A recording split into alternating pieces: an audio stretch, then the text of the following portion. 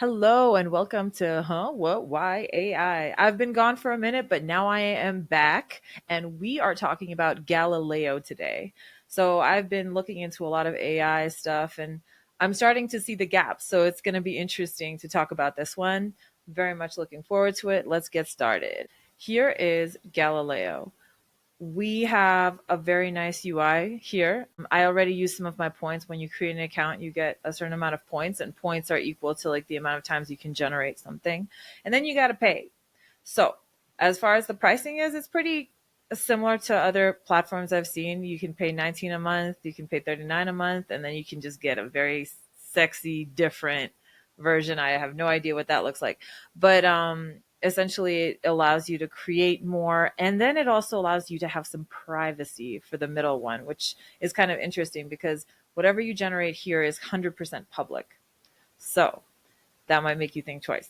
Anyway, let's talk about the UI. On the top left, you have explore, text to UI, and image to UI. So if you explore, you see what other people have generated. It has a description. I feel like they could have done better, like having tags that are just regular titles that you can get to really easily. But here you really have to go in and read everything. So if you like something, this is a daily reading app. That's cool. I need to read more. And if you like it, you can just copy that dude right into your Figma, or you can keep the prompt that they created and try it for yourself.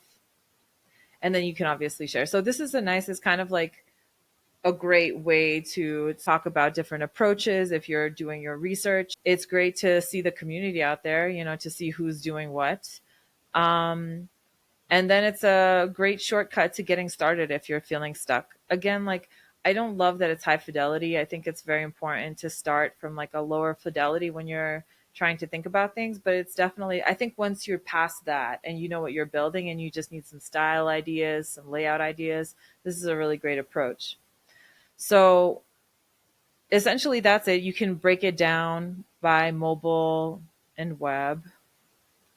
And then you can kind of describe what your design is. We can say, I don't know, let's say like generate, see what happens. So it takes me to this kind of like a conversational screen that AI is getting into. Like if you look at ChatGPT, it has the same thing. Oh, they don't understand what I'm talking about. Could you please clarify whether you're looking for design assistance with a single screen or multiple screens for this communication improvement application? If multiple screens, could you specify the different screens you have in mind? Okay, let's be more specific. So I'll say the landing page for app about communication.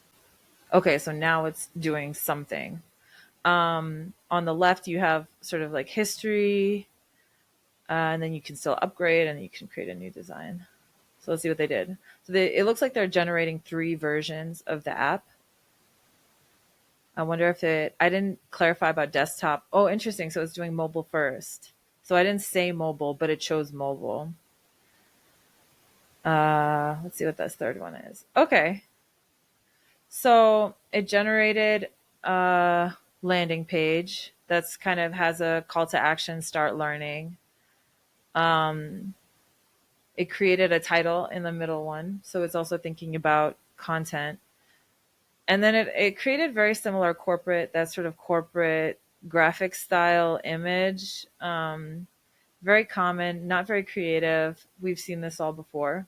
So that's just one thing I want to put out there about AI. Like they're just kind of recreating what happened already. So nothing new, nothing funny. These guys aren't like on a cliff, like eating bananas. They're at a table with computers and a cell phone. But yeah, I mean, it's a good start. And then it gives you an idea of what a homepage could potentially look like. And that's exciting. And then you can also change the style. So this I kind of like. It's kind of fun to play around with. You have a light and dark mode option, and you can apply it to themes. So if I pick dark, let's say I want red for like vibrant, heated. I want it to be a little bit less rounded, I guess. You can have completely rounded. Let's try completely rounded, and let's try different font. And then it looks like it's thinking. Cool. Dark mode, red buttons, a little scary. But anyway, you get the point. And then you're able to rate your results. And then you can also edit if you want to. So if I like pick one of these and I click edit, I can ask them what exactly I want to do. So like let's say I want to say like add call to action to meet with a communication specialist. Oh, here we go. Scrolling down. Oh, here we go. Boom. Meet a specialist. Fast design. It's nice. I mean, you know, design is not necessarily something that you need to be unique with. I think your messaging should be unique. I think your art should be unique. But I think it's nice to just be able to say, add this button, and they add it. You know, it's a lot less work for you. And oh, the last thing I wanted to share is so you have the text to UI option where you have like the public and the private, and then you have sort of examples of good prompts. Clearly, I'm not very good at writing them. And then you can actually upload an image. This is similar. They have it in other platforms as well, but the way they do this is really nice. And then you have like the different variants. Again, you can have the style. You can be very much more specific. So this is my recommendation for people that are getting into AI. Start reading books. Start practicing your language because that's going to be the future. If you can't do that, you're out of luck. Anyway, thanks for listening. See you next time. Looking forward to showing you the next one. Bye.